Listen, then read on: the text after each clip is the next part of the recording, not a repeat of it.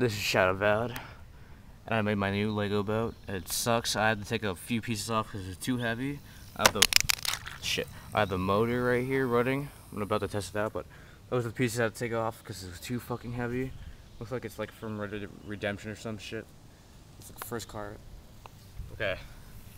These are the Left 4 Dead survivors: Lewis, Zoe, Francis, and Bill. Bill with the pipe bomb. And we're gonna test this baby out.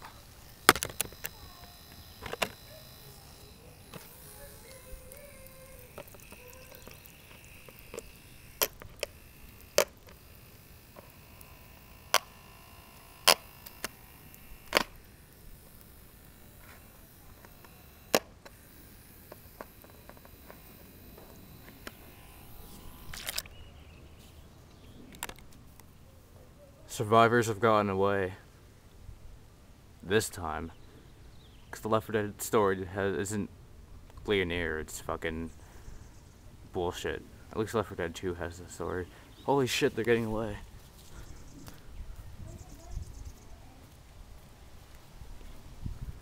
And they're gonna crash into Crash Course.